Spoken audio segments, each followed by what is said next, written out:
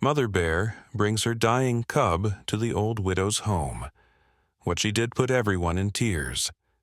Let us know where you're watching from. If you love my content, consider supporting it with a super thanks. Also, don't forget to like and subscribe. It'll help us to remain in touch with amazing people like you. The rain pounded against the weathered cabin like angry fists, demanding entry. Inside, Lily Morgan sat alone in her rocking chair, the creaking of aged wood matching the rhythm of the storm outside. 73 years had etched deep lines on her face, each wrinkle telling a story of joy or sorrow, but mostly sorrow these past 5 years. Her gnarled fingers traced the edges of the silver picture frame she held in her lap. The smiling face of her son, Nathan, looked back at her, forever frozen at 32, his forest ranger uniform crisp and new in the photograph, his eyes bright with purpose and love for the wilderness he had sworn to protect. "Another night without you," Lily whispered to the photograph, her voice nearly lost in the howling wind outside. The cabin walls seemed to absorb her words, swallowing them into the emptiness that had been her constant companion since Nathan's death. 5 years ago, a sudden rock slide while Nathan was tracking illegal poachers had taken him from her. One moment, he was radioing in his location. The next, silence. The search party found him 3 days later, beneath the rubble of what had once been Eagle's Ridge. The funeral was small, attended by fellow rangers and a handful of villagers from Pine Crest, the tiny mountain community that had been Lily's home for over 4 decades. The cabin, which Nathan had helped her maintain after her husband Robert passed, now felt like a museum of memories. Nathan's hiking boots still sat by the door, his handmade walking stick leaning against the wall. Lily couldn't bring herself to move them. Sometimes, in the quiet hours before dawn, she imagined she could hear his footsteps on the porch, returning home after a long day in the woods. Lightning flashed, illuminating the cabin in harsh white light. Lily glanced toward the window, watching as the forest beyond her property disappeared into darkness once more. The trees swayed violently in the wind, branches scraping against each other like skeletal fingers. She rose slowly from her chair, joints protesting with familiar pain, and moved to stoke the dying fire. The warmth had always been a comfort, especially on nights like this when the mountain seemed determined to remind her of how small and insignificant she was against its ancient power. As she placed another log on the fire, a sound cut through the storm's fury, something different from the wind and rain. Lily froze, log in hand, listening intently. There it was again, a scratching at her front door, followed by a low, rumbling sound that raised the hairs on the back of her neck. Probably just a fallen branch, she murmured to herself, though she knew better. Branches didn't make sounds like that. The scratching came again, more insistent this time, accompanied by what Lily could only describe as a whimper, pained and desperate. Lily's heart raced as she set the log down and reached for the old rifle Nathan had insisted she keep. She hadn't fired it in years, but its weight in her hands was reassuring as she slowly approached the door. "Who's there?" she called out, her voice steadier than she felt. No human response came, only another plaintive sound, something between a growl and a moan. Lily swallowed hard, tightening her grip on the rifle. She had lived in these mountains long enough to recognize the presence of a wild animal, and whatever was on her porch wasn't a deer or raccoon. Against every instinct for self-preservation, Lily reached for the latch. Perhaps it was her years of solitude that made her reckless, or perhaps it was something in that pain-filled sound that resonated with the ache in her own heart. With one swift movement, she pulled open the door, rifle raised. The sight that greeted her made her breath catch in her throat. There, illuminated by another flash of lightning, stood a massive black bear, rain plastering its fur to its powerful frame. But it wasn't the bear's size that caused Lily's finger to freeze on the trigger. It was what the animal cradled gently between its massive jaws. A small cub, limp and bloodied, barely moving. Time seemed to stand still as Lily's eyes met those of the mother bear. In that gaze, Lily saw something that transcended the barrier between human and animal, a desperate plea that needed no translation. The bear slowly, deliberately lowered her cub to the wooden porch, then took a single step back, eyes never leaving Lily's face. The rifle trembled in Lily's hands as understanding dawned.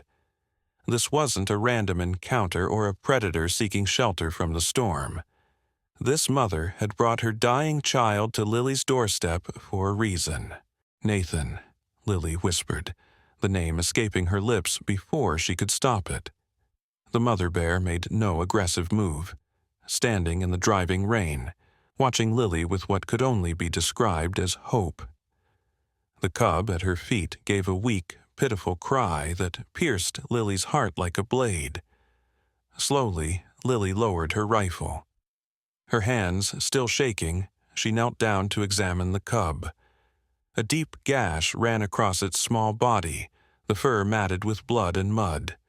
The cub's breathing was shallow and labored. "Oh, you poor thing," Lily murmured, years of watching Nathan tend to injured wildlife awakening old knowledge. "What happened to you?" The mother bear huffed softly, her breath visible in the cold night air. She remained still, watching Lily's every move with intelligent eyes that seemed to hold both warning and trust. Lily looked from the injured cub to its mother, then out into the raging storm. The decision formed in her heart before her mind could argue against it. "All right," she said, addressing the mother bear as if the creature could understand every word. "I'll try to help your little one, but you'll need to let me."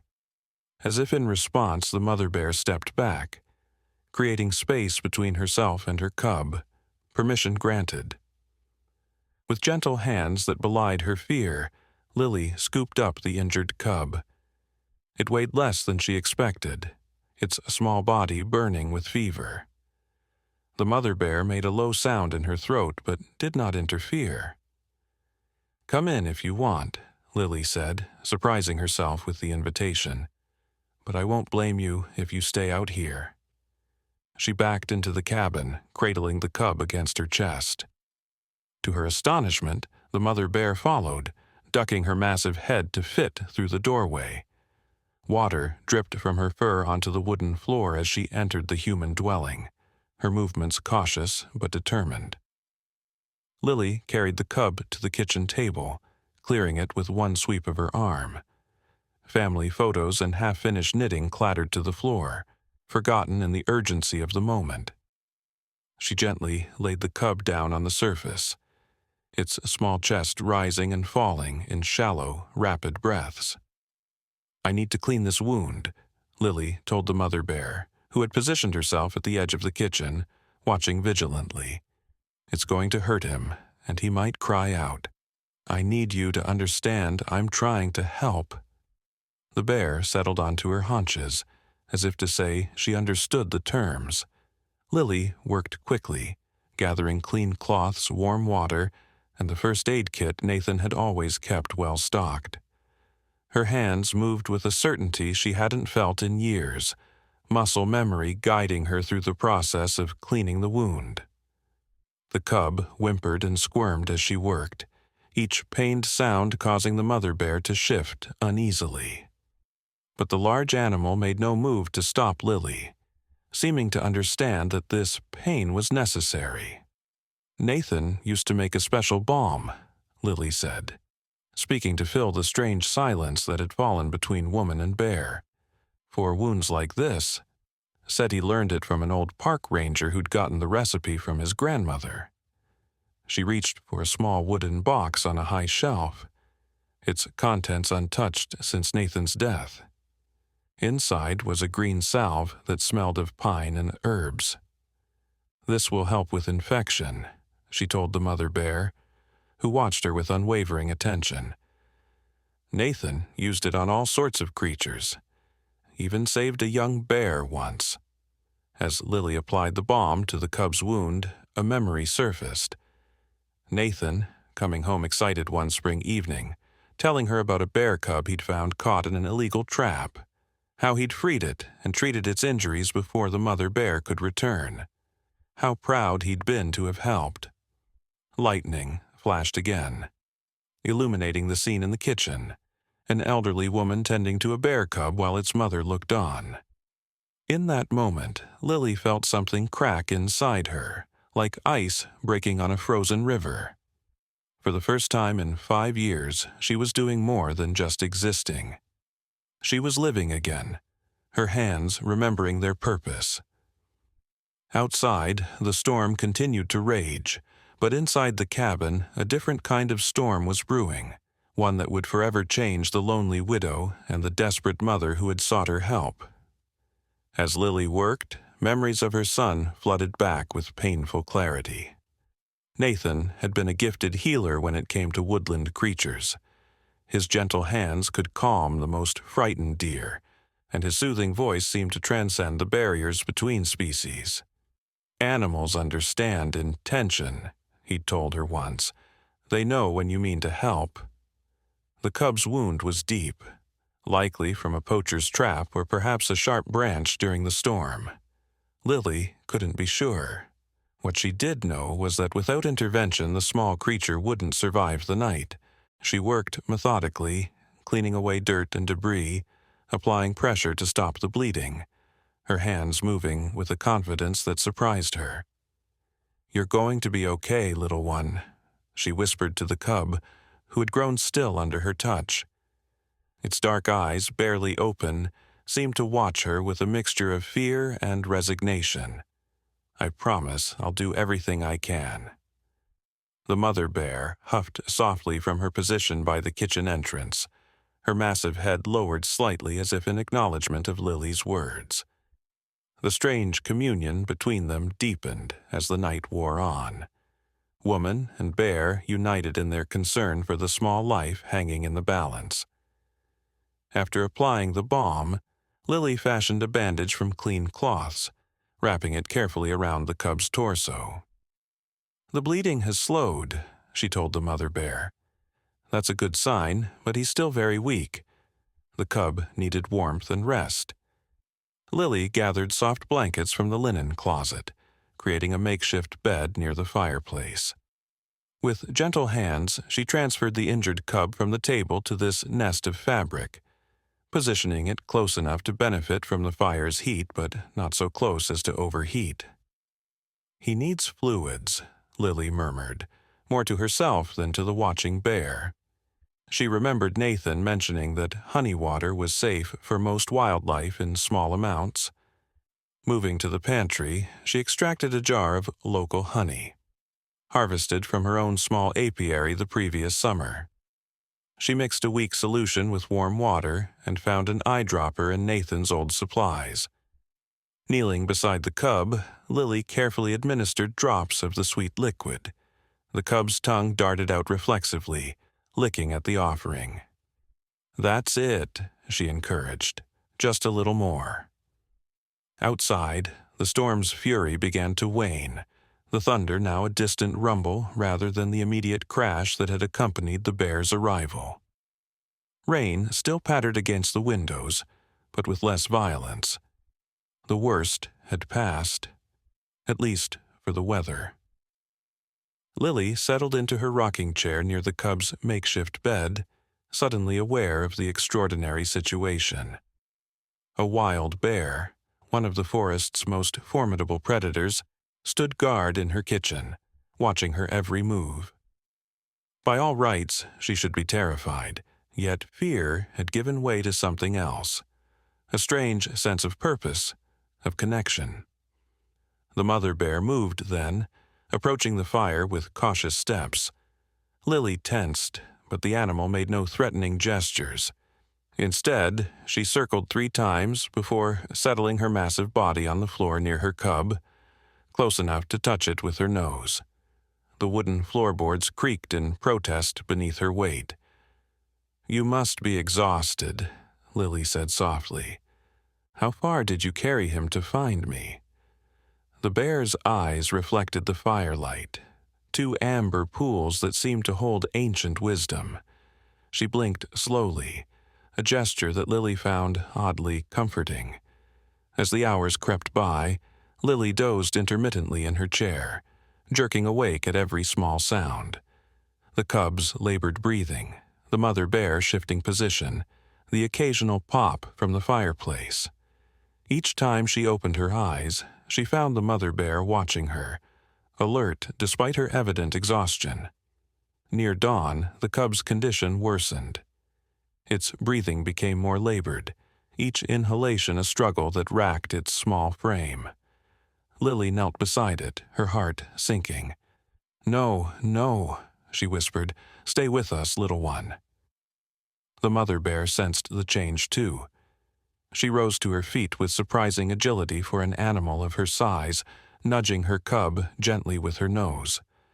When the cub didn't respond, she made a sound Lily had never heard before, part growl, part keening wail, that expressed a grief so profound it transcended species. "He's not gone yet," Lily said firmly, determination replacing despair. "I won't let him go."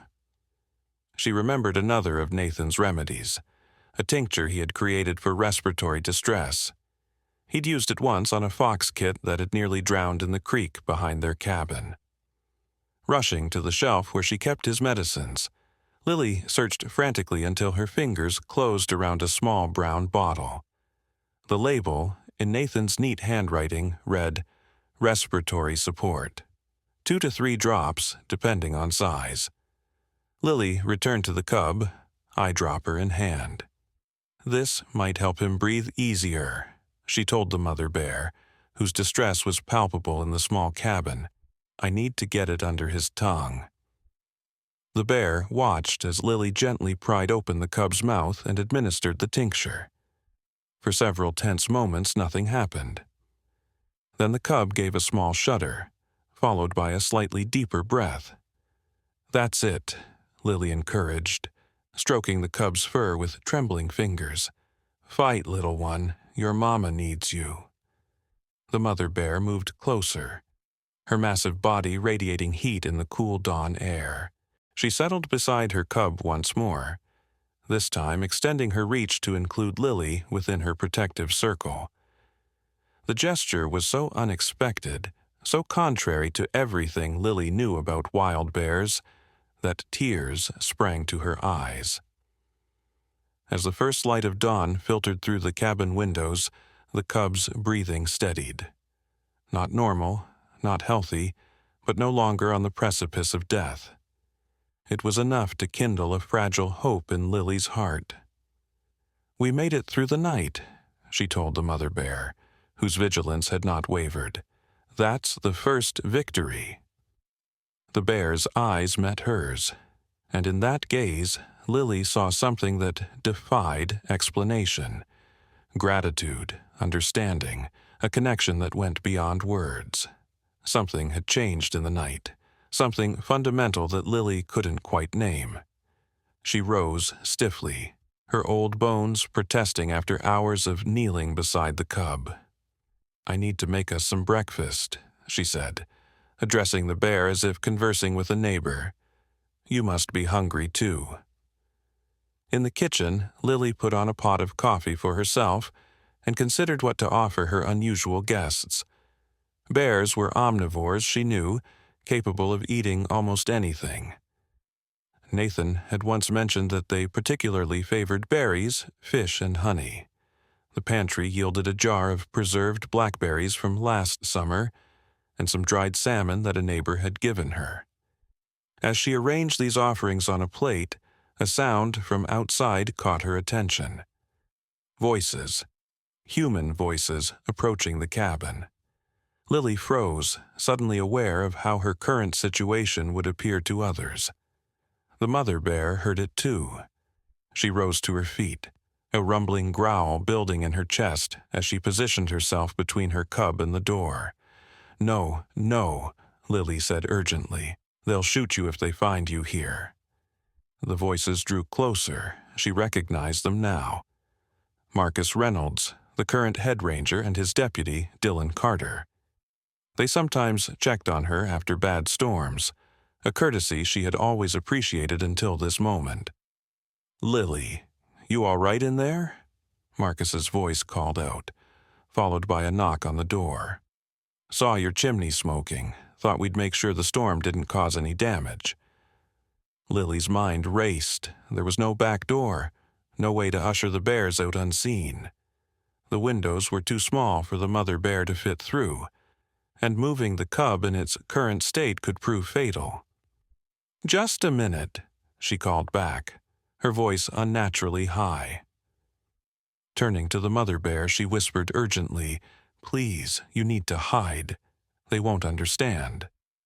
But where could one hide a full-grown black bear in a one-room cabin? A memory surfaced. Nathan, age 10, playing hide-and-seek. His favorite spot had been the root cellar, accessed through a trapdoor hidden under the braided rug in the corner. It was small, intended for preserving vegetables through the winter, but might just fit the mother bear if she crouched.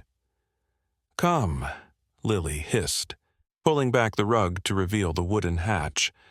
"Quickly." To her amazement, the bear seemed to understand the urgency. With one last look at her cub, she moved toward the trapdoor as Lily pulled it open. The earthy smell of the cellar wafted up, cool, damp, and dark. The bear hesitated only briefly before descending the crude ladder, an awkward feat for a creature not designed for such maneuvers. Lily closed the hatch just as another knock sounded, louder this time. "Coming," she called, heart pounding as she hastily covered the trapdoor with the rug again. The cub lay silent by the fire, its bandaged body mostly hidden by blankets. From a distance, it might be mistaken for a bundle of laundry or a pillow. Lily smoothed down her hair, took a deep breath, and opened the door. Marcus Reynolds stood on her porch, his ranger uniform crisp despite the early hour. Beside him, Dylan shifted from foot to foot, clearly uncomfortable with the wellness check. Both men looked past her into the cabin, professional concern evident in their expressions.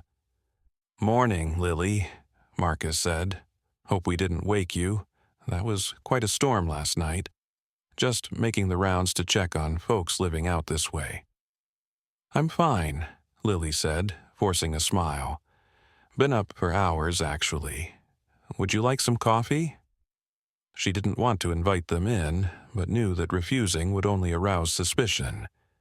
Better to control their visit than have them insist on a more thorough inspection of her property. "That'd be mighty kind," Marcus said, removing his hat as he stepped over the threshold. Dylan followed, his young face scanning the cabin interior with the alertness of someone trained to notice details. Lily busied herself with pouring coffee, hyper-aware of the injured cub by the fireplace and the bear hidden beneath her floorboards. One wrong move, one curious investigation, and the situation could turn deadly for all involved. "Place looks good," Marcus commented, accepting the steaming mug she offered. "No leaks or damage that I can see." "I was lucky," Lily agreed, positioning herself between the rangers and the fireplace. The wind was fierce, but the old cabin held strong. Dylan had wandered toward the kitchen table, where evidence of Lily's nighttime veterinary work remained. Bloodied cloths, Nathan's medical supplies, the jar of honey still open. He frowned slightly. "Cut myself," Lily explained hastily, trying to secure a loose shutter during the worst of it. "Foolish of me." Dylan nodded, but his eyes continued to scan the cabin. "Thought I heard a bear in these parts yesterday," he mentioned casually. "Big one, according to the Hendersons over on Oak Ridge. said it was acting strange, circling close to properties instead of staying deep in the woods where they usually keep to themselves. Lily's heart hammered against her ribs. Is that so? Well, I haven't seen anything unusual. A soft sound from the fireplace area, the cub shifting in its sleep, caused both rangers to turn their heads. Lily coughed loudly, drawing their attention back to her. Actually, I've been meaning to ask about those traps, she said, desperate to divert their attention. The illegal ones. Nathan was tracking poachers when he... She broke off, emotion choking her words. The mention of her son's death had the desired effect. Both men's faces softened with sympathy. We're still finding them, Marcus admitted, his voice gentle. Not as many as before, but they're out there. Just removed one yesterday by Crescent Stream. As they spoke, a low, almost imperceptible vibration traveled through the floorboards, the mother bear moving beneath them. Lily's coffee cup rattled slightly in its saucer. Dylan's gaze dropped to the floor, brow furrowing. Old house, Lily said with a forced laugh. Settles all the time, especially after rain. Marcus finished his coffee and set the mug down. Well, we should get going. Still have half a dozen cabins to check before noon. He touched the brim of his hat in a gesture of respect. You take care, Lily, and don't hesitate to radio if you need anything. I will, she promised, relief washing over her as they moved toward the door. Thank you for checking on me. Just as it seemed they would leave without incident, Dylan paused. His gaze had caught on something near the fireplace. A dark smear on the wooden floor. Blood from the cub, which Lily had missed in her hasty cleanup. Ms. Morgan, he said slowly, are you sure you're all right? That looks like... A thunderous crash from beneath the floorboards cut him off. The mother bear, perhaps sensing a threat to her cub, had shifted position with enough force to dislodge the shelving Lily kept in the root cellar. The noise was unmistakable, and unmistakably not the sound of an old house settling. Both rangers froze, hands instinctively moving to their sidearms. What was that? Marcus demanded, all trace of casual concern vanishing from his voice. Before Lily could formulate a response, a low growl emanated from beneath the rug, a warning so primal it seemed to vibrate in their very bones. Dylan drew his weapon, eyes wide. That's a bear, he hissed. There's a bear under the floor. Wait. Lily moved between them and the trap door. Please, I can explain. She's not dangerous. She, Marcus echoed, his expression hardening. Lily, step aside. That animal could kill you in seconds. No, Lily said firmly, drawing herself up to her full height despite the trembling in her limbs. I will not step aside. She came to me for help. Her cub is injured, probably by one of those traps you mentioned. As if on cue, the cub by the fireplace gave a weak cry. Both rangers' heads swiveled toward the sound, registering for the first time the small bundle that was clearly not laundry or pillows. Jesus Christ, Dylan breathed. That's a bear cub. Yes, Lily admitted. And that's his mother under the floor. I'm treating him for a wound, a bad one. If I hadn't helped, he would have died in the night. She met Marcus's stunned gaze directly. Nathan would have done the same. The mention of her son's name seemed to give Marcus pause. He had worked with Nathan, had been at the funeral, had seen firsthand the younger man's devotion to the wildlife in their care. Lily, he said, his voice gentler but still firm, what you're doing is dangerous, and technically illegal without proper authorization.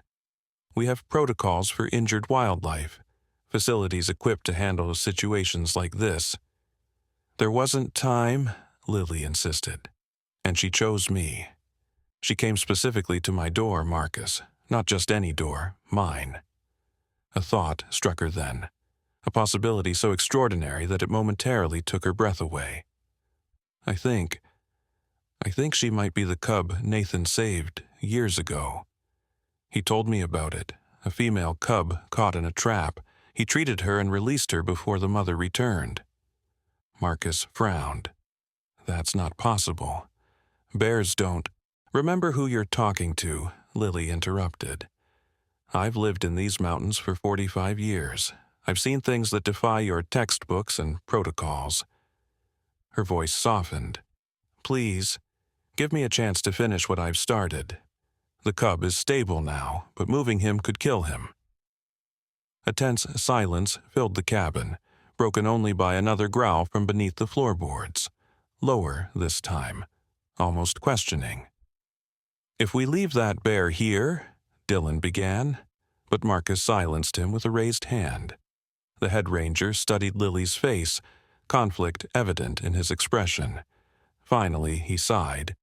Nathan would never let me hear the end of it if I interfered with his mother's bear rescue operation. A reluctant smile tugged at his lips. But Lily, this has to be by the book. At least from this point forward. I'll need to document the cub's condition, and we'll need to consult with Dr. Abernathy at the Wildlife Center. Relief flooded through Lily. Thank you, Marcus. Don't thank me yet, he warned. If that cub's condition worsens, or if the mother becomes aggressive, I'll have no choice but to intervene. And I can't keep this completely off the record. Too many liabilities. I understand, Lily said, though her heart sank at the thought of bureaucracy invading the sacred space that had formed between her and the bears. Can I let her out now? She must be terrified down there. Marcus holstered his weapon but kept his hand near it. Slowly, he advised. And Dylan, back up toward the door. Give her space. With trembling hands, Lily pulled back the rug and lifted the trap door. It's all right, she called softly into the darkness below. You can come up now. For a long moment, nothing happened. Then, slowly, the mother bear's massive head emerged from the opening, her eyes immediately fixing on the rangers with unmasked suspicion. She pulled herself up into the cabin with surprising grace, her attention divided between the perceived threats and her cub by the fire. Dylan sucked in a breath, his hand twitching toward his holster. Easy, Marcus murmured to him. Let's not make any sudden moves. The mother bear positioned herself between the rangers and her cub, her message clear. She would tolerate their presence, but not their interference. To Lily's amazement, the bear then looked directly at her, as if seeking reassurance. They won't hurt you or your baby, Lily told her. They're here to help, just like Nathan would have. At the mention of Nathan's name, the bear's ears twitched forward. She made a soft huffing sound, then deliberately turned her back on the rangers, not in dismissal, but in a profound statement of trust.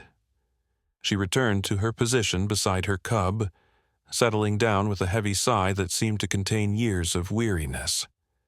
Marcus watched this exchange with undisguised wonder. I've never seen anything like this, he admitted quietly. Not in 20 years as a ranger. Nathan always said animals could sense goodness in people, Lily replied. Maybe she sensed that in me. Or maybe, a small voice whispered in her mind, she already knew you through Nathan's hands, through his kindness that once saved her life. As if reading her thoughts, the mother bear turned her gaze back to Lily, their eyes meeting in silent communion across the space that separated them. A space that seemed to be shrinking with each passing moment, bridged by something ancient and wordless that neither the rangers nor science could fully explain. The morning light strengthened, pouring through the windows to illuminate the strange tableau. 2 armed rangers standing uncertainly by the door. An elderly woman whose face had come alive with purpose after years of grief. And a mother bear guarding her injured cub having placed her trust in human hands against all instinct and logic. Something extraordinary had begun in that storm-lashed night. Something that would ripple outward from this cabin to touch lives Lily couldn't yet imagine, human and animal alike. For the first time since Nathan's death, she felt the stirring of real hope in her heart, a sense that perhaps, just perhaps, there was still meaning to be found in this world, still connections to be forged across the boundaries that seemed to separate living beings. And it had all started with a desperate mother, seeking help for her child in the only way she knew how, from the only person she somehow knew she could trust. Marcus cleared his throat, breaking the spell of the moment. I should get back to the station, make some calls. Dr. Abernathy will want to know the cub's condition before she comes out. He fixed Lily with a stern look that didn't quite mask his amazement. Don't let anyone else in until I return. And Lily, document everything. This is, well, it's unprecedented. Lily nodded, her attention already returning to the cub, whose breathing seemed slightly stronger in the morning light. I'll be here. As the rangers departed, casting backward glances of disbelief over their shoulders, Lily sank back into her rocking chair. The mother bear watched her with those intelligent amber eyes, a silent acknowledgement passing between them. Well, Lily said softly, it seems we've caused quite a stir, you and I. The bear huffed gently in response, resting her massive head on her paws as the morning sun bathed them all in its golden light. Outside, birds began their morning chorus, oblivious to the miracle unfolding within the cabin's weathered walls, the miracle of barriers crossed, of understanding found in the most unlikely of places. Lily's hand found the photograph of Nathan that still sat on the small table beside her chair. You'd approve, wouldn't you? She whispered to his smiling image. You always said everything in nature is connected. If only we have eyes to see it. And for the first time in 5 long years, Lily felt truly seen. Not just by the intelligent eyes of the bear across from her, but by something larger, something that encompassed both life and death, grief and healing, human and wild. Something that perhaps had guided this mother bear through the storm to her door, knowing that in saving each other they might both find what they had lost. The hours following the ranger's departure passed in a quiet rhythm of care and vigilance. Lily changed the cub's bandages, noting with cautious optimism that the wound looked cleaner, the angry red edges beginning to fade. The mother bear watched every movement, occasionally sniffing her cub to assess his condition in her own way. By mid-afternoon, Dr. Eleanor Abernathy arrived, her ancient jeep bumping up the rutted forest path to Lily's cabin. Eleanor was a wildlife veterinarian who had worked with Nathan on numerous occasions.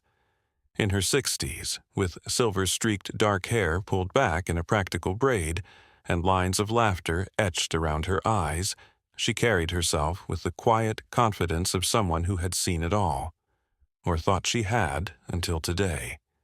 Marcus had radioed ahead, preparing Eleanor for what she would find, but the reality of a full-grown black bear peacefully cohabitating with an elderly woman still stopped her in her tracks as she entered the cabin.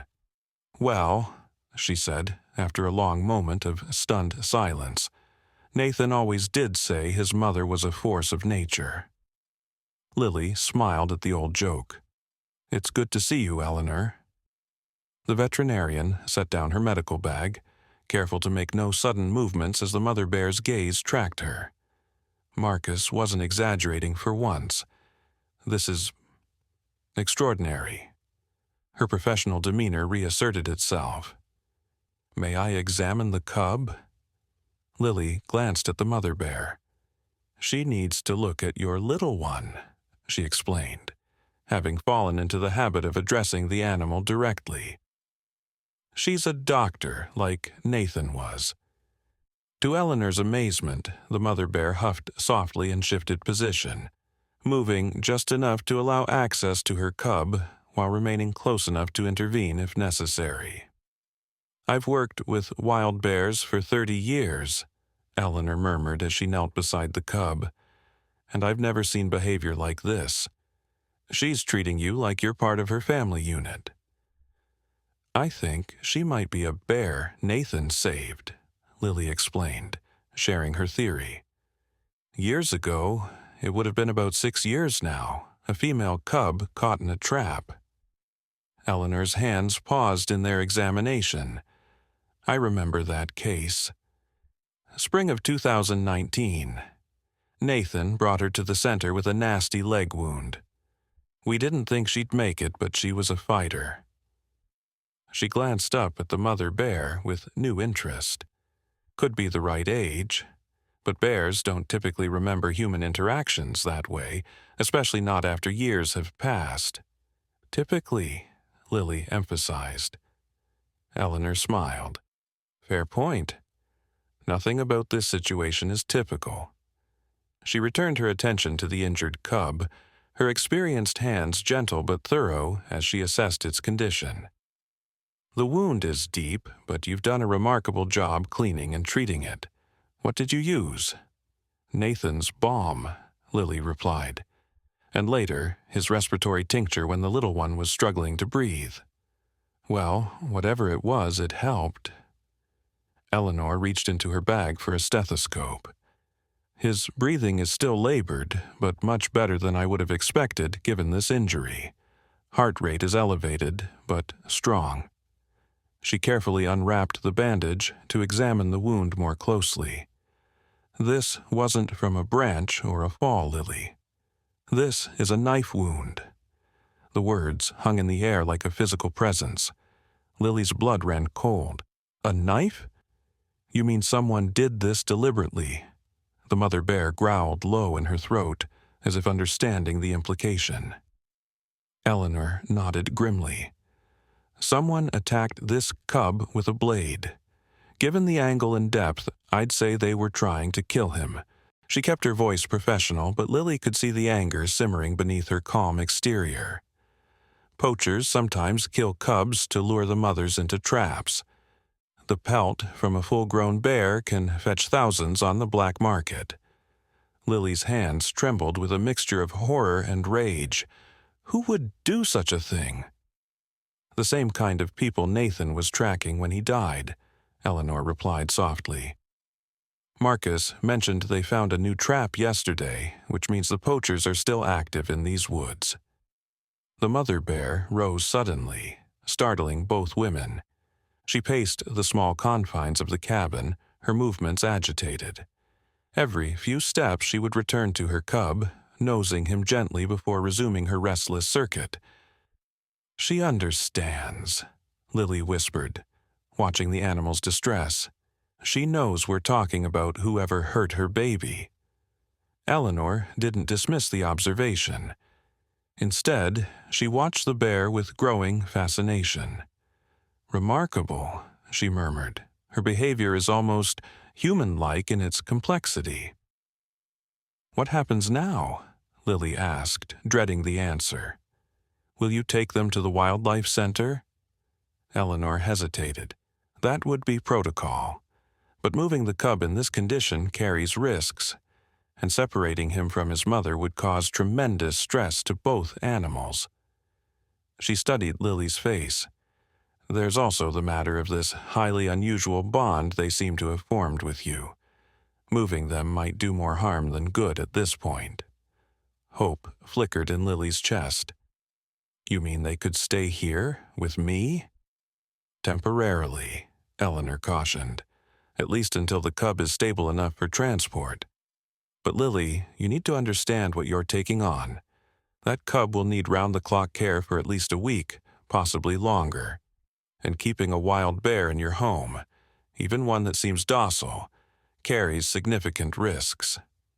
"I understand the risks," Lily said firmly, "and I'm willing to take them." Eleanor sighed, but there was a hint of admiration in her expression. Nathan's stubbornness clearly runs in the family. She reached into her bag again, extracting several bottles of medication and a sheaf of papers.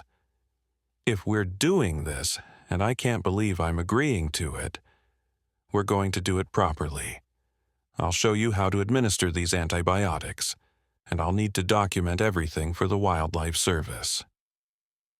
As Eleanor walked Lily through the treatment plan for the cub, the mother bear returned to her position by her baby, seemingly calmer now that a decision had been reached. Her intelligent eyes followed their movements, taking in every detail of the medicine and bandages. "I'll come back tomorrow to check on him," Eleanor said as she packed up her supplies. "And Lily? Be careful. If poachers injured this cub, they might still be in the area. Keep your doors locked and your radio close." After Eleanor left, the cabin settled into a strange, new normal. Lily prepared a light dinner for herself and set out more preserved berries and fish for the mother bear, who accepted the offering with surprising delicacy for such a massive creature. As night fell once more, Lily found herself talking to the bear as she moved around the cabin, sharing stories of Nathan, of her life in these mountains, of the husband she had lost decades ago. The bear listened with what Lily could only describe as attentiveness, her head tilting occasionally as if considering Lily's words. "You need a name," Lily decided as she settled into her rocking chair for the night. "I can't just keep calling you Mother Bear. How about Serena?" Nathan loved that name, said if he ever had a daughter, that's what he would have called her. The bear blinked slowly, which Lily chose to interpret as acceptance. "And your little one? Perhaps Theodore? It means gift from God, and he certainly came to me as a kind of gift, though in the strangest packaging I could imagine." She smiled at the sleeping cub. "Theo for short." Serena shuffled closer to Lily's chair, close enough that the woman could have reached out to touch her if she dared. The bear's proximity should have terrified her, but instead, Lily felt oddly comforted by her presence. They sat together in the firelight, two mothers who had known loss, finding solace in unexpected companionship. Lily must have dozed off, for she awakened with a start to the sound of scratching at her door. For a disoriented moment, she thought she was reliving the previous night, but then she registered Serena's alert posture, the bear's attention fixed on the entrance with ears pricked forward. This was not the same scratching as before. This was deliberate, rhythmic, almost like a code, and it was accompanied by hushed human voices. Fear spiked through Lily's veins. Eleanor's warning about poachers still in the area suddenly seemed prophetic. Had they somehow discovered the bears were here? Had they followed Eleanor or the rangers to her cabin? Serena growled, the sound vibrating through the floorboards. She positioned herself between the door and Theo, her powerful muscles tensed for confrontation. Lily reached for the rifle she kept near her chair, her hands trembling slightly as she checked that it was loaded. The scratching stopped, followed by a more insistent knock. "Miss Morgan?" a male voice called softly. "Miss Morgan, are you in there?"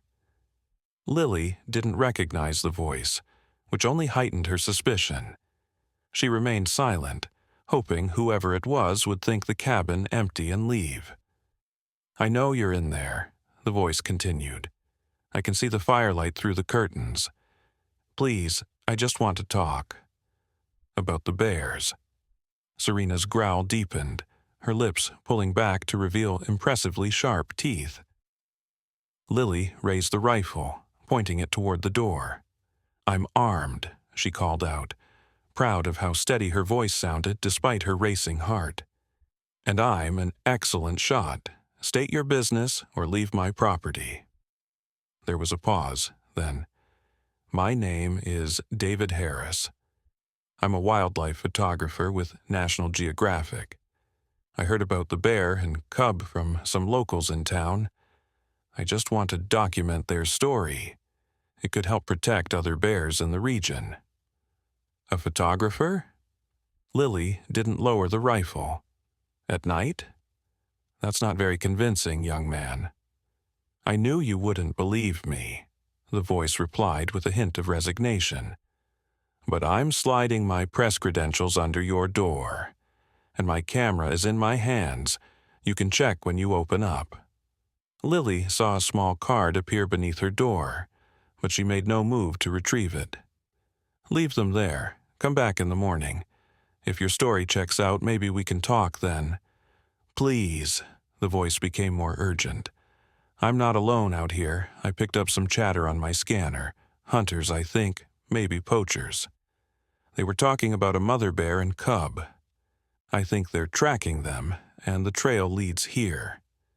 We don't have until morning.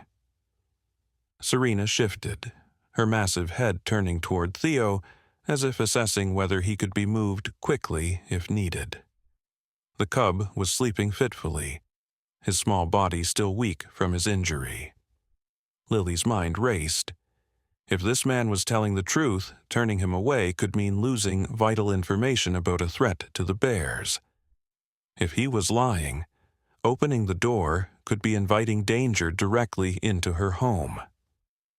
How do I know this isn't a trick to get me to open the door? She demanded. You don't, came the honest reply. But I've been tracking poaching operations in these mountains for 8 months for my documentary. And tonight, I heard them mention coordinates not far from your cabin. They know the mother bear is traveling with an injured cub. They want the mother badly enough that they wounded her baby to draw her out. The words hit Lily like a physical blow. If this photographer was right, the people who had hurt Theo were actively hunting Serena, and they were closing in. Making a decision, Lily moved carefully toward the door, rifle still raised. Step back from the door. Keep your hands where I can see them. Yes, ma'am. Lily turned the lock and eased the door open a crack, keeping the rifle barrel visible as a deterrent. Outside on her porch stood a man in his 30s, hands raised shoulder high, one clutching an expensive-looking camera. His beard was unkempt, his eyes tired but alert. A battered backpack hung from one shoulder. I'm not here to cause trouble, he said quietly, gaze darting past her to where Serena stood watching.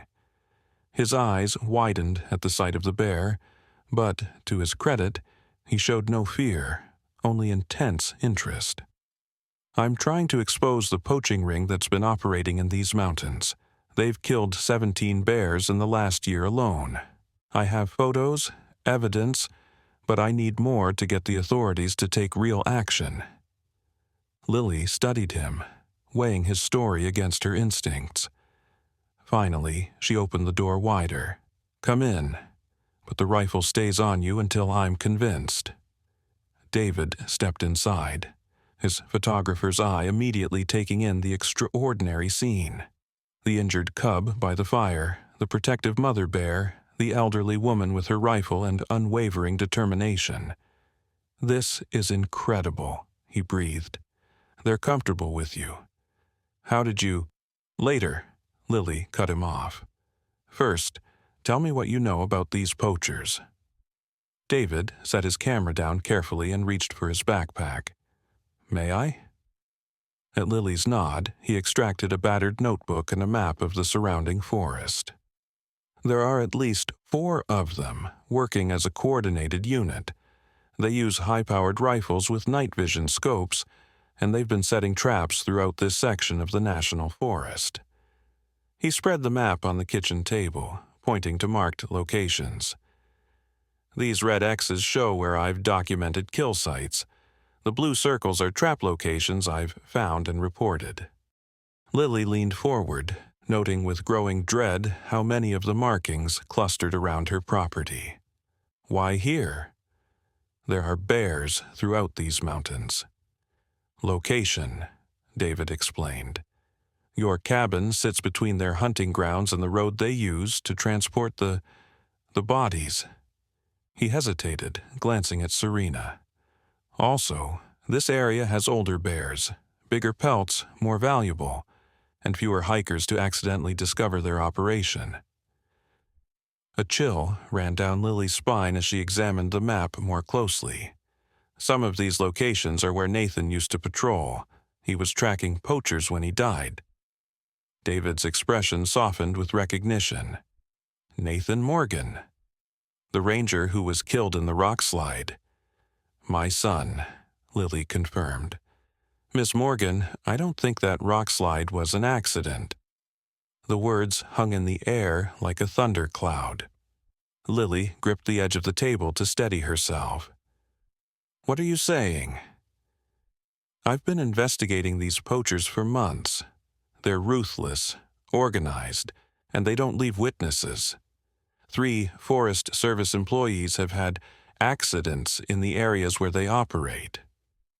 David met her gaze directly. I think your son may have gotten too close to their operation, and they made sure he couldn't report what he found. Serena moved closer, as if sensing Lily's distress. The bear made a soft huffing sound, pushing her massive head gently against Lily's arm in what could only be described as a gesture of comfort. How can you know this? Lily's voice was barely above a whisper. I don't know it for certain, David admitted, but the pattern is there, and tonight, on the scanner, I heard them mention the Morgan cabin specifically. They know the mother bear came here. They're planning something, and I don't think they'll let a witness survive this time either.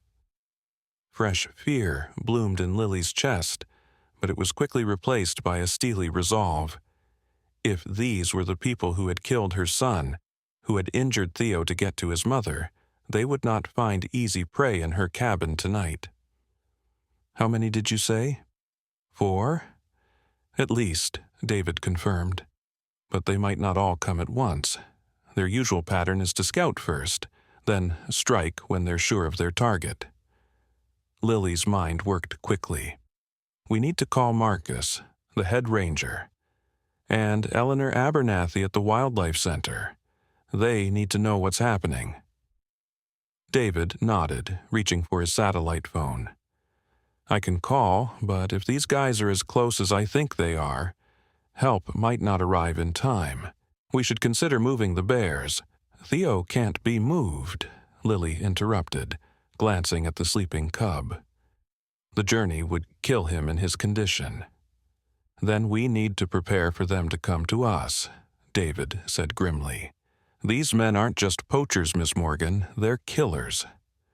As if understanding the gravity of the situation, Serena moved restlessly around the cabin, occasionally pausing to sniff the air through the partially open window. Her behavior confirmed what David was saying. Danger was approaching.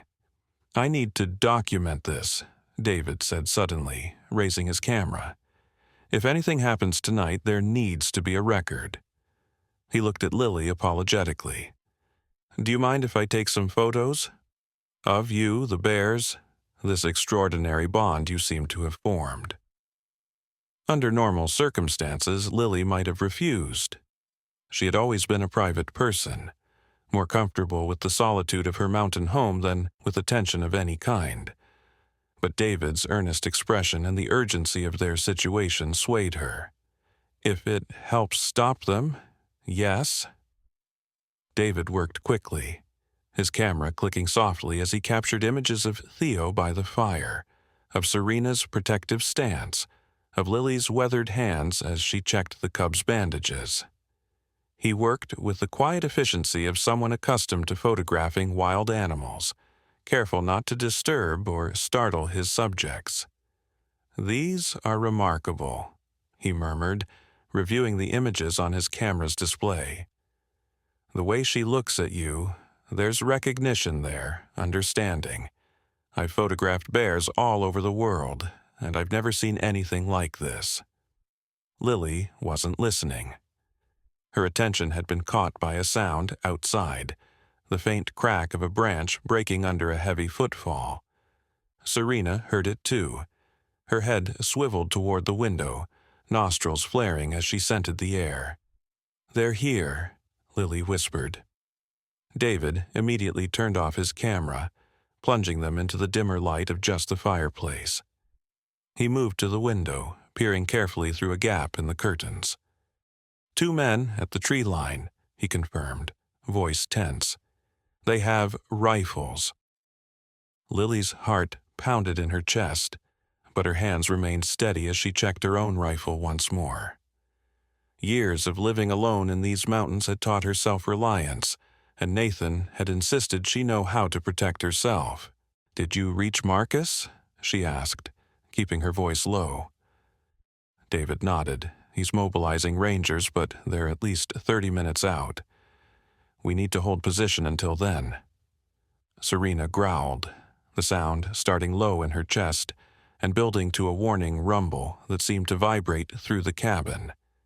She positioned herself squarely between the window and her cub, her powerful body tensed for confrontation. She knows they're the ones who hurt Theo, Lily realized aloud. She recognizes their scent. "Bears have exceptional memories," David said, "especially for threats to their young." Outside, the sound of hushed voices reached them, men communicating, planning their approach. Lily strained to hear their words, but caught only fragments. "Tranquilize the mother. Worth at least $8,000. Finish the cub."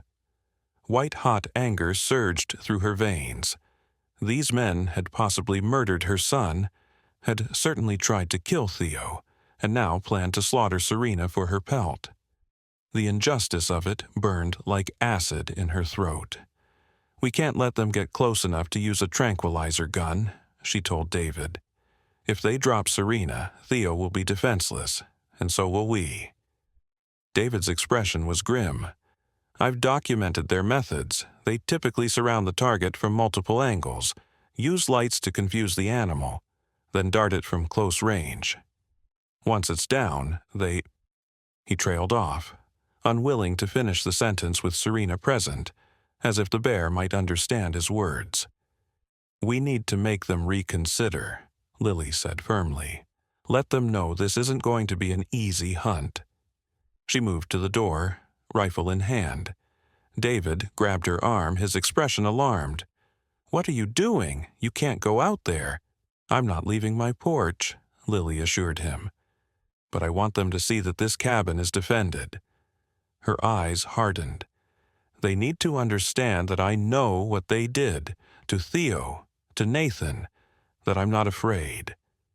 Before David could protest further, Lily unlocked the door and stepped onto her porch, rifle held confidently against her shoulder. The night air was cool against her skin, carrying the scents of pine and approaching rain. She could make out the shadowy figures at the edge of her clearing, partially concealed by the dense trees but visible enough in the moonlight. "This is private property," she called out, her voice carrying clearly in the quiet night. "And I know what you're here for. The bear and her cub are under my protection, and the rangers are on their way. You have 5 minutes to clear out before they arrive with reinforcements." For a moment, silence answered her. Then a deep voice responded from the darkness.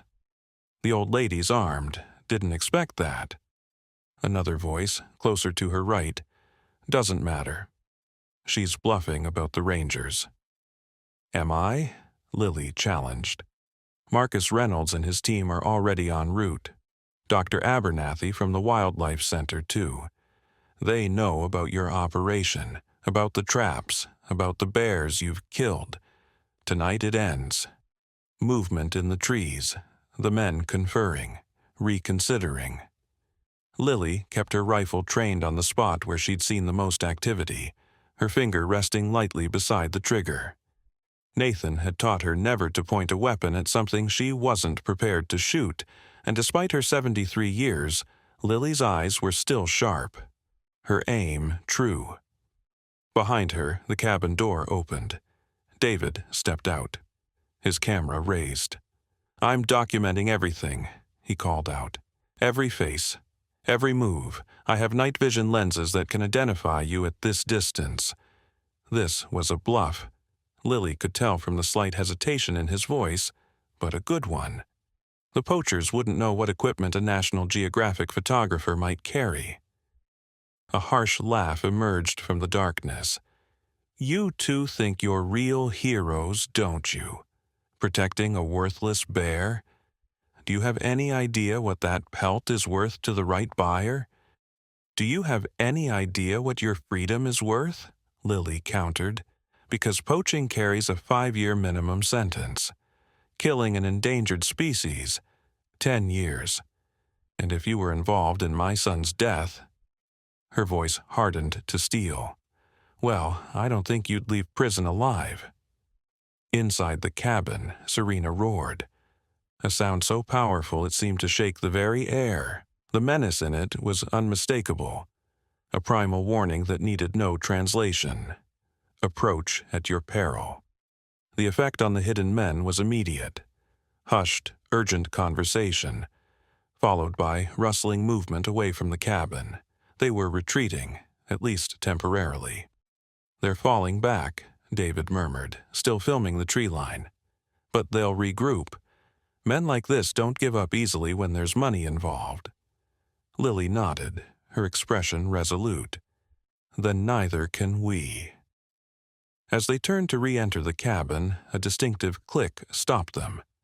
The sound of a rifle being cocked much closer than the retreating voices had been. A fourth man, previously undetected, stood at the corner of the porch, his weapon aimed directly at Lily. That was a nice speech, old woman, he said, his voice flat and emotionless. But you made one mistake. You showed yourself. Time seemed to slow as Lily registered the immediate danger. She was exposed, her rifle pointed in the wrong direction. David frozen beside her with his camera still raised. The poacher's finger tightened on his trigger. What happened next would later be described by David as the most extraordinary wildlife behavior ever documented. The cabin window exploded outward in a shower of glass and splintered wood as Serena launched herself through it with a roar that seemed to shake the very mountain. 500 pounds of maternal fury landed on the porch between Lily and the gunman. The bear's massive form moving with incredible speed for her size. The poacher had time only for a strangled cry before Serena was upon him, swatting the rifle from his hands with a single, powerful blow. The man stumbled backward, terror replacing the cold confidence that had been in his eyes seconds before. Serena did not pursue him as he scrambled away, falling twice in his desperate flight toward the trees. Instead, she positioned herself in front of Lily and David, her sides heaving with exertion, blood from the broken window staining her dark fur. The message in her stance was unmistakable. These humans are under my protection.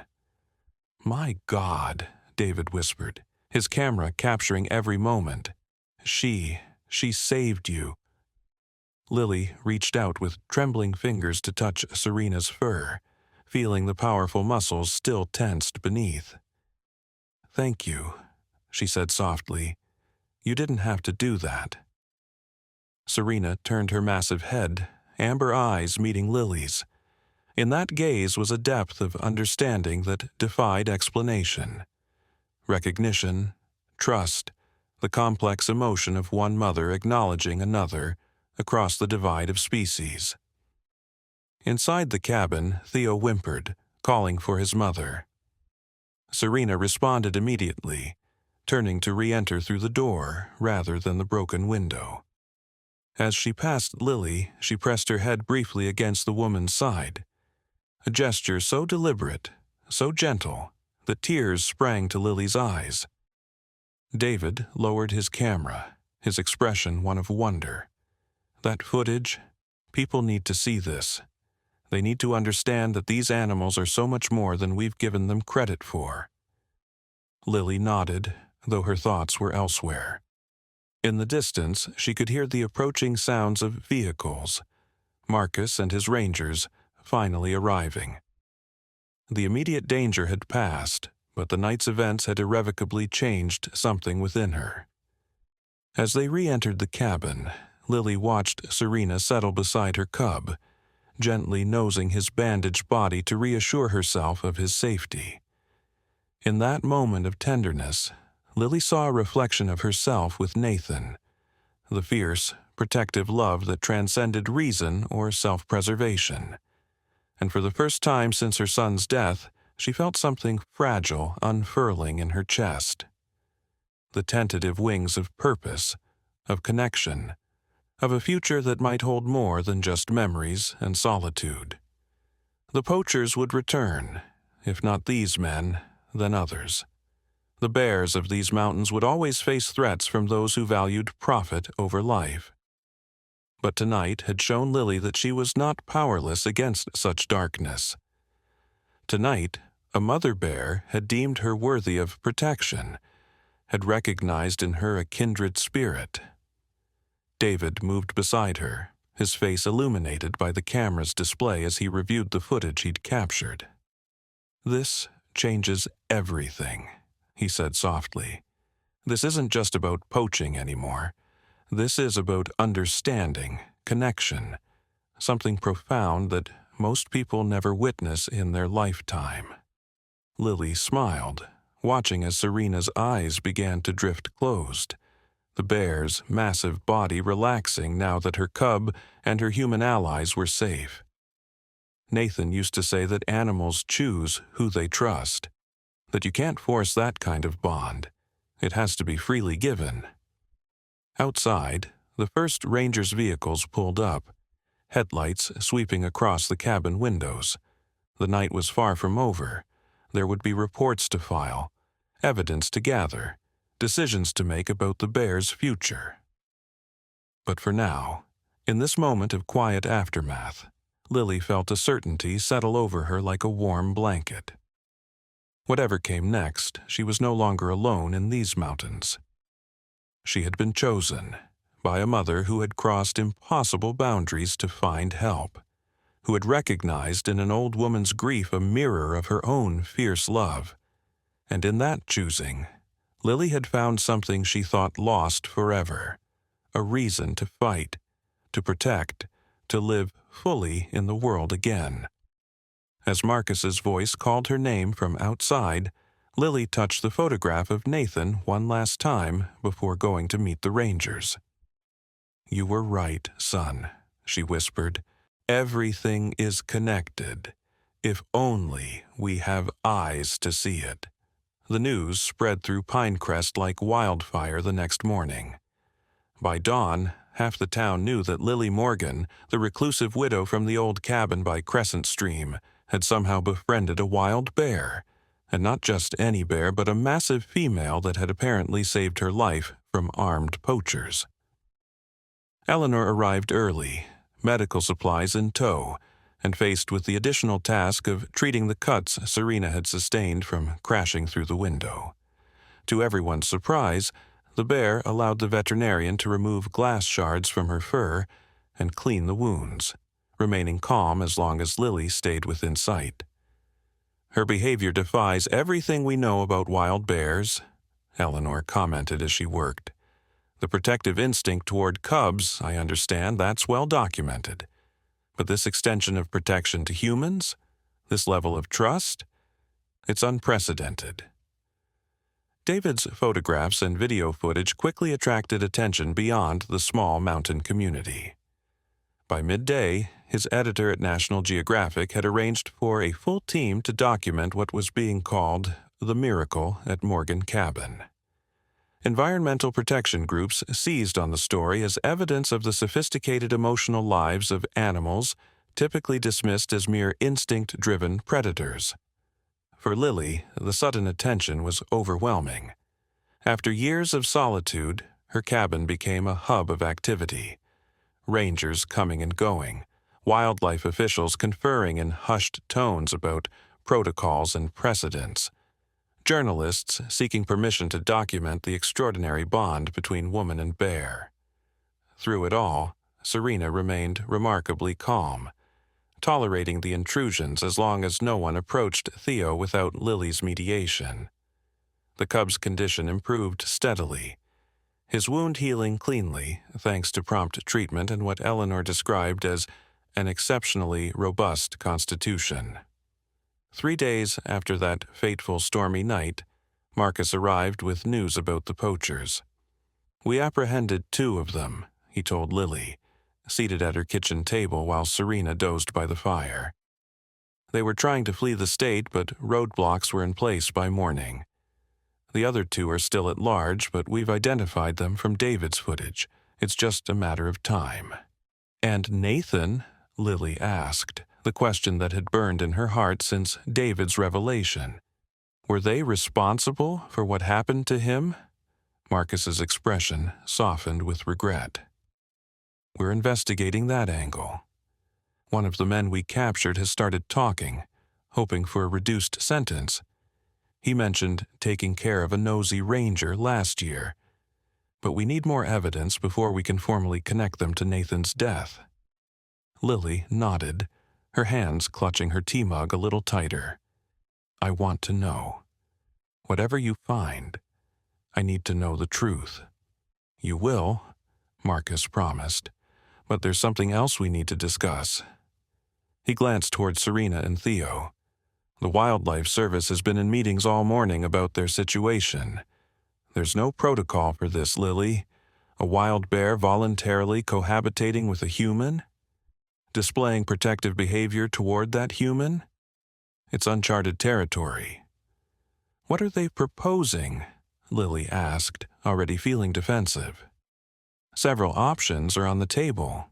Some want to relocate them to a sanctuary once the cub is healed. Somewhere they can be protected but still live essentially wild lives. Others are pushing for more study, arguing that this unique bond could provide valuable insights into bear cognition and behavior." "And what do you think should happen?" Lily asked, watching as Serena shifted in her sleep, one protective paw resting near her cub. Marcus sighed. "Officially, as head ranger, I should be advocating for their return to the wild as soon as the cub is healthy.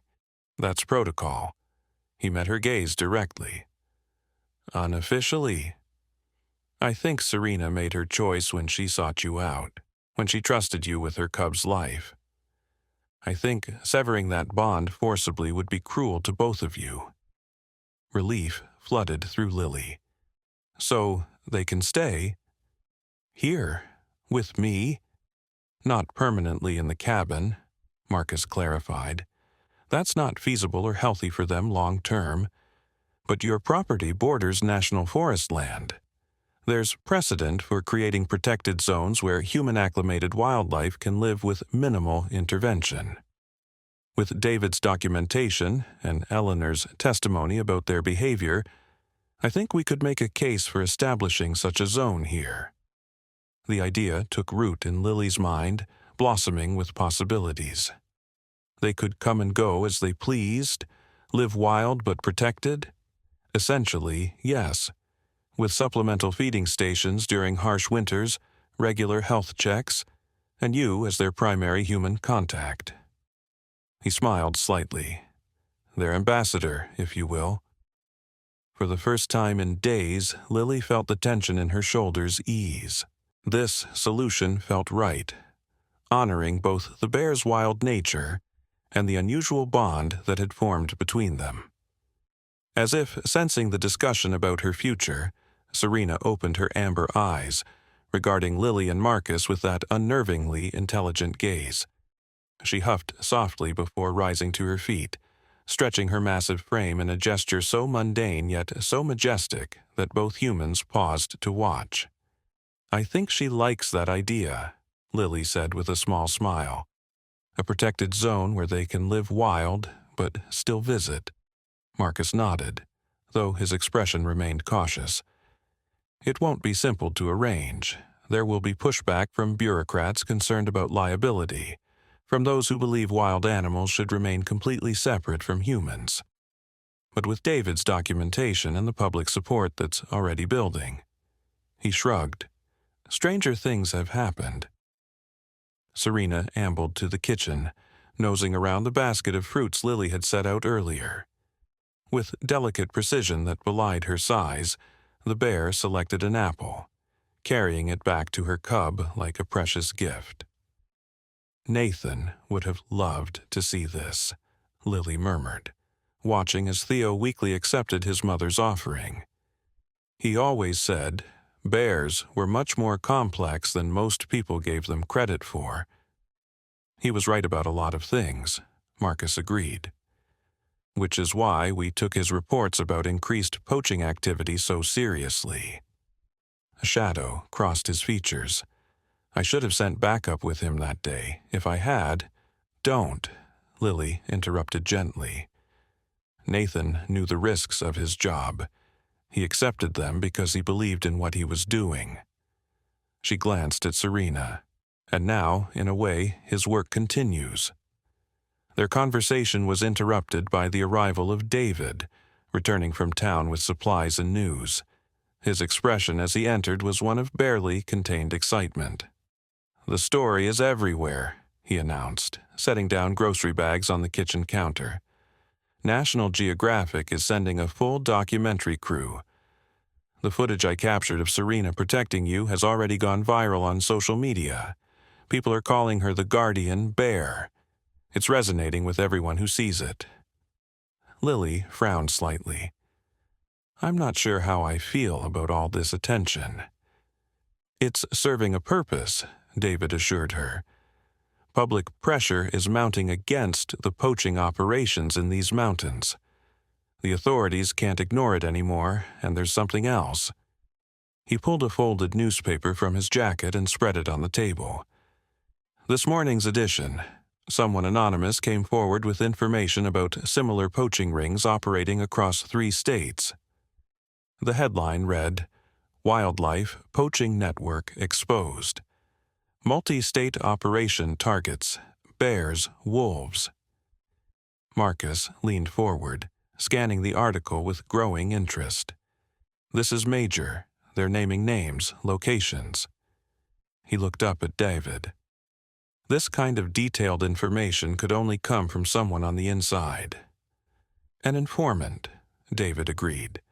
"Someone who got spooked by all the sudden attention on their operation and decided to cut a deal before they got caught." Lily read further down the page, her breath catching at a particular paragraph. "Sources suggest the criminal network may be connected to the death of Forest Service Ranger Nathan Morgan, previously reported as an accidental rock slide, but now being reinvestigated as a potential homicide." Her hands trembled slightly as she set the paper down. "They're reopening Nathan's case." "I pushed for it," Marcus admitted. "After what the captured poachers hinted at, and with this new information, we owe it to Nathan to find the truth." A determined gleam entered Lily's eyes. "I want to help. If there's anything I can do—" "Actually," David interjected, "there is. The public response to Serena's story is creating unprecedented awareness about poaching. People are listening now. Your voice, as Nathan's mother and as the woman who formed this extraordinary bond with Serena, could be powerful in this fight." Before Lily could respond, a soft whimper from Theo drew their attention. The cub was trying to stand, his small legs wobbling with the effort. Serena watched attentively but did not interfere, allowing her offspring to test his strength. "He's improving faster than I expected," Marcus observed. "Eleanor will be pleased with his progress." As if summoned by her name, Eleanor's vehicle could be heard approaching outside. Moments later, the veterinarian entered with her medical bag, her face alight with news of her own. "The lab results came back on those blood samples I took from Serena," she announced without preamble. "And you were right, Lily. She's the same bear Nathan rescued 6 years ago. The DNA matches samples we had on file from when she was treated at the Wildlife Center." Lily's heart swelled with a bittersweet joy. "I knew it. Somehow, I just knew." Eleanor set her bag down, shaking her head in wonder. Bears do have excellent long-term memory, but this level of recognition, this apparent gratitude expressed years later, It's extraordinary. We're rewriting textbooks with what we're witnessing here. And that's not all, David added, pulling out his camera to show Eleanor something on the display screen. Look at this marking on Serena's left ear. It's partially hidden by fur, but when the light catches it just right. Eleanor leaned closer, squinting at the image. That's a tag scar from a research study? David nodded excitedly. I enhanced the image and ran it through a database. Serena was part of a behavioral study conducted at Yellowstone 15 years ago. She was documented as exhibiting unusual problem-solving abilities even then, as a young bear. The researchers noted her exceptional intelligence. So, she was special even before Nathan saved her, Lily mused, watching as Serena helped Theo lie down again, the cub's brief exertion having tired him. It might explain why she remembered him, and by extension you, Eleanor suggested. Higher cognitive function, better memory mapping. The conversation continued as Eleanor examined Theo, all of them marveling at his rapid improvement. The deep wound was closing cleanly, his breathing stronger, his appetite returning. Serena watched the examination with her usual attentiveness, occasionally making soft huffing sounds that seemed almost like encouragement to her cub. As the day progressed, more visitors arrived. Wildlife officials, researchers eager to observe the bears, even the local news station seeking interviews.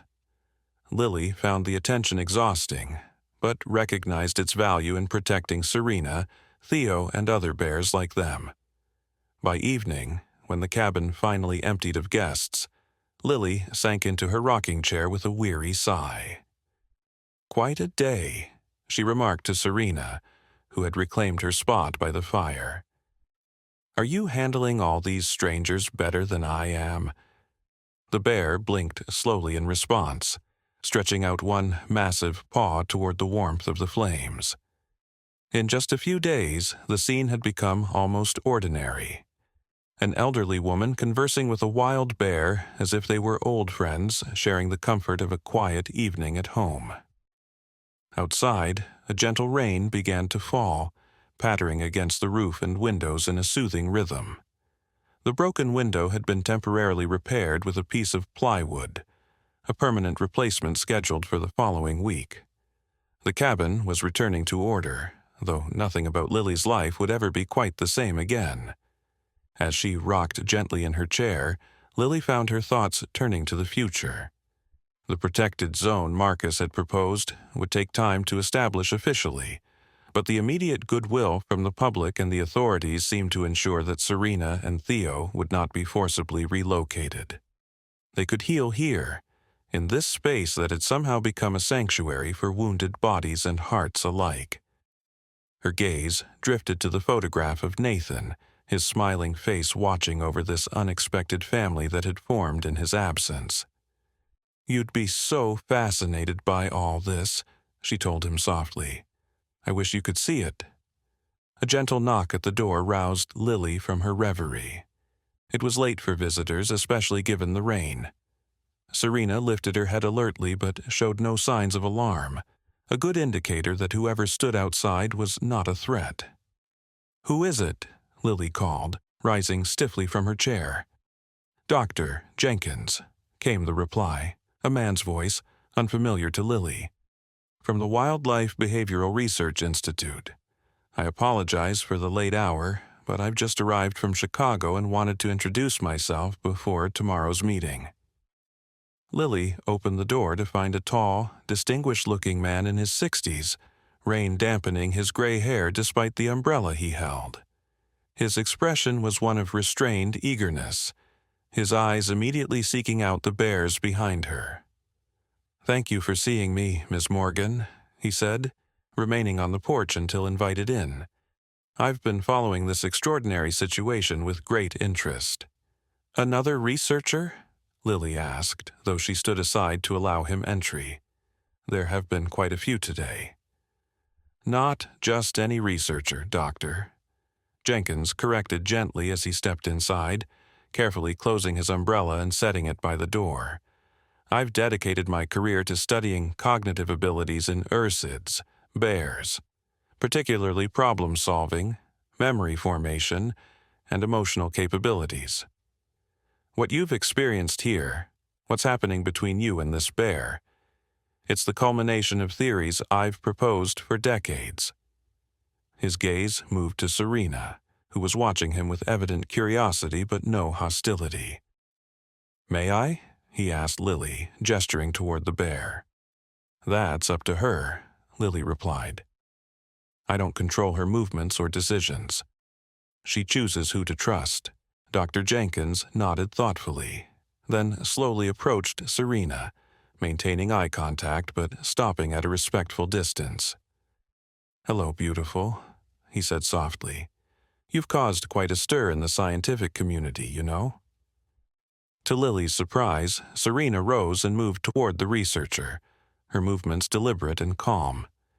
She sniffed the air around him, then made a soft huffing sound before returning to her cub. "She remembers me, Doctor," Jenkins said, his voice tinged with wonder. Lily frowned. "How could she remember you?" The researcher turned to Lily, his expression apologetic. "I should have introduced myself more fully. I'm Dr. Thomas Jenkins. I was part of the Yellowstone study that tagged and observed Serena 15 years ago.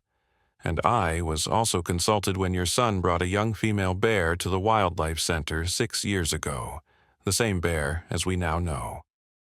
Recognition dawned on Lily. "You worked with Nathan?"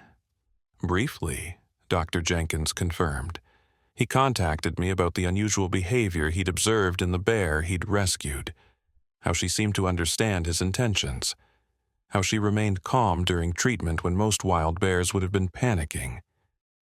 He glanced at Serena with evident affection.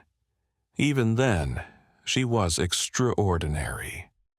Lily gestured for him to sit at the kitchen table while she put on a kettle for tea.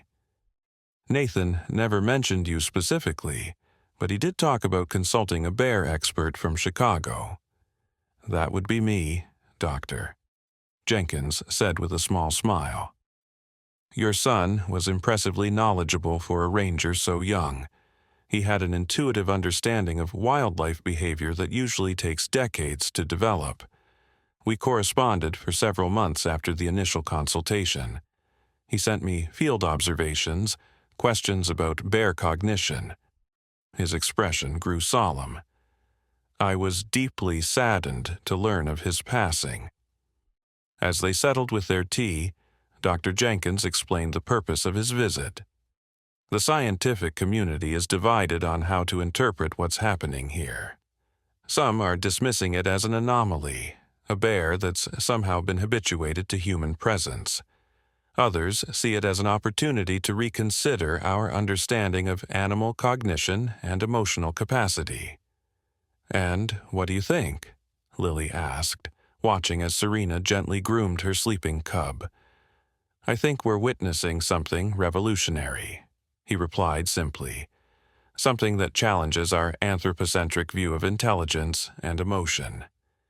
He sipped his tea thoughtfully. "That's why I'm here, Ms. Morgan. I'd like to establish a long-term observational study, non-invasive, respectful of both your privacy and Serena's autonomy, to document this relationship as it evolves." Lily considered the proposal. And how would this help protect them? Protect other bears? "Knowledge often precedes conservation," Dr. Jenkins explained. "When people understand the complexity of these animals, their capacity for memory, problem-solving, even what appears to be emotional reasoning, it becomes harder to view them as mere trophies or commodities. It changes the conversation about wildlife management and protection."